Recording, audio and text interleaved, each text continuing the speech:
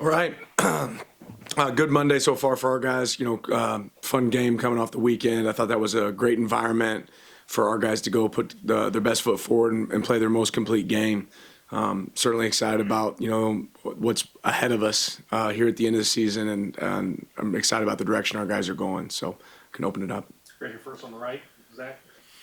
After getting to watch the tape, I'm curious if the positives were as good as you thought they'd be, and if some of the negatives were as bad as you thought they would have been.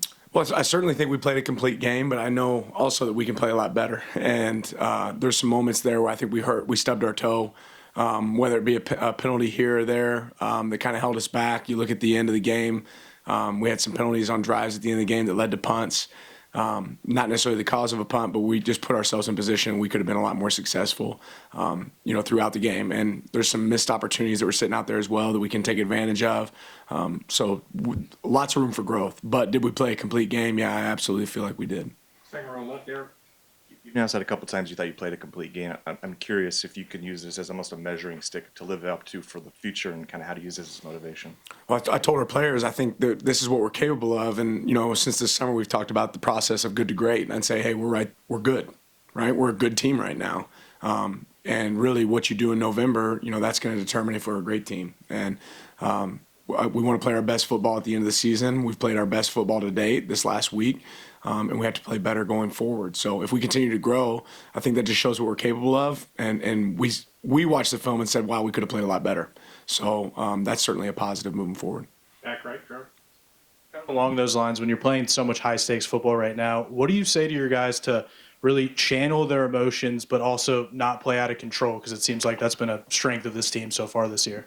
Yeah, it's about the next play. We showed a clip this morning of Michael Jordan going into the basket. He makes a shot, turns around, gets a steal, then the ball gets stolen from him, and he runs all the way down the court and blocks a shot right before it goes off. And the emphasis of that was the next play, right? He wasn't worried about the shot he just made and acknowledging that. He wasn't worried about the steal he made and then lost. He was ready to go play the next play after that. And one of the biggest things that we can do as we move forward is focus on the next play, because that's the most important one. And our guys have had great focus this year to be able to do that.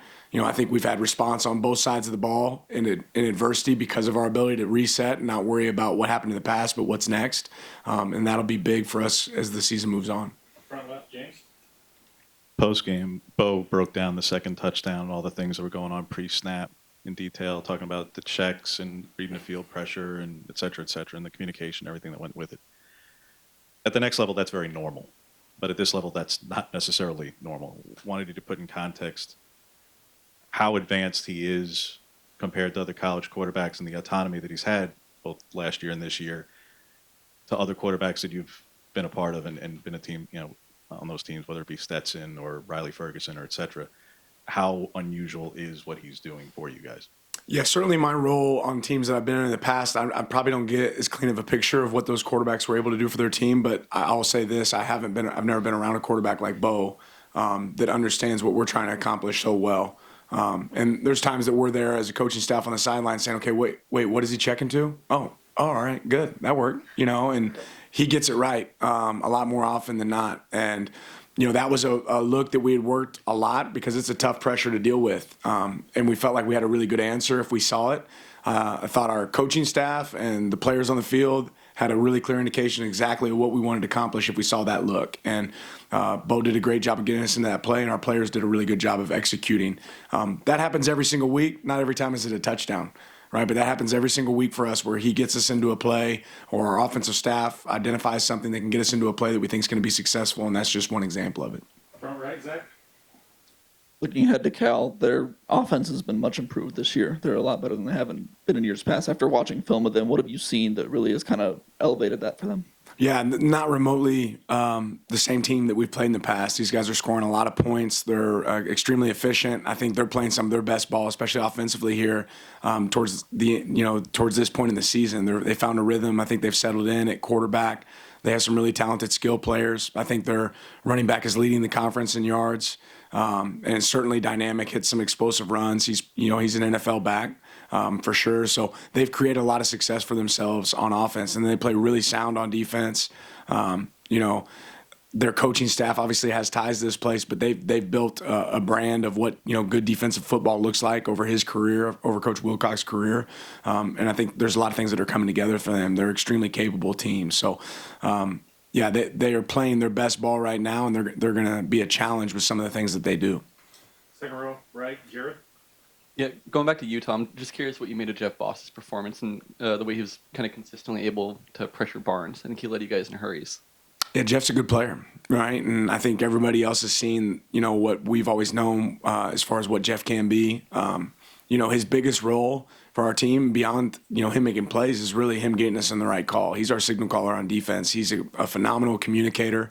And because he studies and works so hard to know where things are going to be, it's why he's able to be productive too, because he knows where the ball's going before it goes there. Right? He's able to beat people to the point of attack. He's able to understand what kind of rush move that he wants to use. So I'm really impressed with Jeff and excited to see him continue to grow. On the left here, Eric. We've now seen some examples, some snippets of your speeches before the game, I should say. I'm curious on where that comes from. Have you always had that command in a room, and how much preparation you put into those kind of things? I don't know if, I didn't really give speeches when I was a third grade basketball coach. I did take a speech class at Williamsville College. So no, I mean, we always want to find a message that we feel like fits our team and where we're at in the season and what we want to accomplish. And I think maybe you've seen some glimpses of that throughout this season. But yeah, it's more about what's the message for our team that week. All in the back, Matt. Your guys are saying they're starting to play some of their best football. You've said that this is the most complete game. Just are there things that you can point to that don't show up in the box score that are just better, that you guys are playing well in certain areas that maybe don't show up when a fan looks at, hey, yeah, sacks are up or third down conversions are up? Well, I mean, defensively, missed tackles are down, right? And I don't know if that's something that ever gets really charted in the box score. I think our downfield blocking and guys being involved in plays where they're not touching the ball, that's up. And that's not going to be something that shows up in the box score. One of the things we coach the hardest today is how are we going to celebrate when we have a successful play? Now, that doesn't seem like something a lot of people would coach, but we're watching this and say, hey, we can do a better job of getting a hat on a helmet after that's a phenomenal play. How are we going to celebrate that together? So there's a lot of things that really go back to our DNA traits when you talk about connection that we're looking for from our players. And I think we'll continue to see that as the season moves forward. Front left, James. Dorles's numbers year over year are very comparable. Maybe a little head in sacks, but otherwise it's pretty comparable production. But the box score doesn't tell the whole story with him. And during the telecast, they were talking about how you guys were really raving about how different he is compared to last year. What is so different for him when the production is, again, on paper, it looks similar? What is making him more dynamic? Because last week he clearly had a greater impact than a couple of tackles. Yeah, and I don't know what his exact production was last year, and I don't know really honestly what it is this year. I know what production looks like in our defense, right? And he's grading out consistently high. Production leader for us might be somebody that impacts the quarterback that doesn't necessarily get a QB hit or a batted ball. But he's playing with great effort and technique. I think what you'll see is his versatility is really showing up this year. We've moved him all across the front. Sometimes he's playing 3 technique. Sometimes he was standing up in the game like a linebacker last game, and we're pressuring him like a 0 nose. And then he'll play 5 technique. He'll play outside backer. So his versatility is really showing up for us. His intelligence as a player to be able to be moved around that much and execute at a high level is really showing up. And then just his fanatical effort. I think he's had great effort this season. That's led to him playing good ball. Front right, Zach. Spent most of our time talking about coaches and players, but I wanted to give you an opportunity to talk about your medical staff and the strength staff. How important have they been for you this year to be as healthy as you guys are to this point of the season? They do a phenomenal job. Chief and his staff, we have a meeting every single day to give an update of where we're at. I think what we do in sports science here is really special. I think we're able to prevent a lot of injuries because before we get to an injury, we realize that a player's player load's high or his hamstring strength isn't where it needs to be, and we're able to pull off of them, modify practice to make sure that they're able to see the field, where I think a lot of places in the country don't necessarily have that technology or the ability to use that. I think our strength coach is unbelievable. Coach Love and his staff do a phenomenal job of connecting with our players and making sure they get the needs that they need to be able to go out there and execute. A couple things that we've changed on game day. We do a primer lift, with our players. We didn't do that in the past, and that's been something that's really good for us to activate their body, get them ready for battle, and they've done a good job with that. On the left, Eric. They've rotated through a couple quarterbacks this year, but it looks like Mendoza's where they've settled now. What impressed you this last weekend going against USC? Obviously, they were a 2-point conversion away from winning that one. Yeah, his decision making. You know, this offense is really built off of loaded box. You know, we're going to be able to throw it over your head. You know, light box, we're going to be able to run it, and they've run the ball really effectively. But I think a lot of that comes down to the decision making of the quarterback because a lot of those are tied to RPOs. So he's done a great job with that. He's able to throw it into really tight windows. He throws a bullet pass. I mean, it's on him, and their wideouts, you know, do a good job catching contested passes. But he puts it in a place where only they can get it. So he's operating at a high level. Probably doesn't get enough credit for the ability to run the ball as well. You know, he's certainly had some successful runs this season with his legs. So really a complete player. In the back, Matt.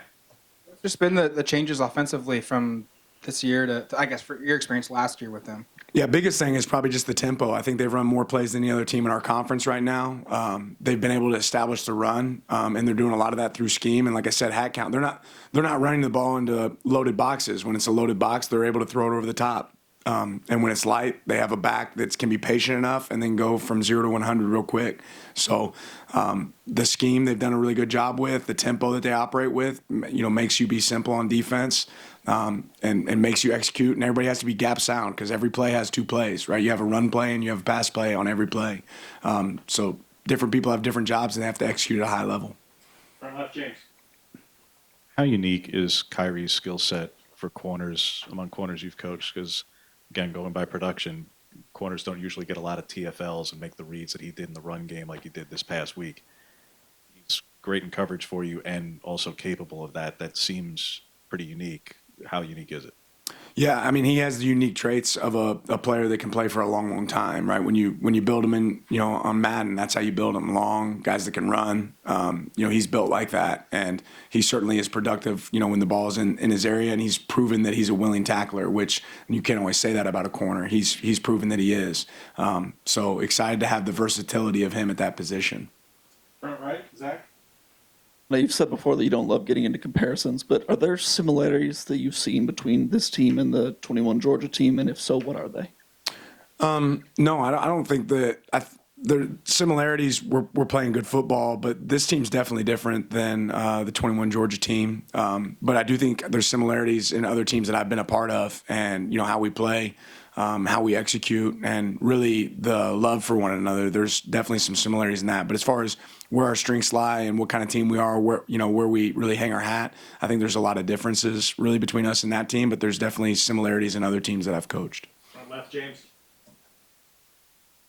With how uncertain punter was throughout the offseason, wanted you to give some context to exactly how well Ross is doing for you. You want it to be a small sample. It has been. But if he qualified statistically, he'd be third in the country. Just how different is that position for you compared to last year where it was always uncertain? Yeah, Ross played his best game this last game, and that's one of those ones that I don't know if it always shows up, but it's not just the distance you punt it, it's the hang time that you put on the punt. You know, he gave us an opportunity to have a sky kick that we could have pinned inside the 10 that we weren't able to pin, but he had a terrific kick. He's executed at a really high level, so really proud of his performance and how he continues to compete there, and bring it every single week. But last week was a really good job by him. On the right, second row, Jared. Yeah, to piggyback off of James's earlier question, I think Jalil had a really good game tackling wise against Utah too. Just how have you seen him kind of progress physically and kind of improve in that regard this year? Well, the more you play, the more experience you get, which Jalil is really developing a lot of experience this season, the faster you can play. And I think, last past game, he played fast, at moments and was decisive. And when you're decisive, then you can execute at a high level. He had a guy that he had to track all the way from the backside of a play all the way across the field, which is a pretty elite play. I've seen a few players make plays like that. Him making that decision quickly when it's kind of confusing how they're all these moving parts. And able to execute is big time. And that being said, Jalil knows a couple plays that I pointed out that, hey, we got to get better at. But he has the ability to be a really good player for us here at Oregon. Back right, Trevor. Apologies for this in advance, but Halloween tomorrow, how do you balance the grind of the season with getting to spend some time with your family? Any costumes for you? And what's your go-to Halloween candy?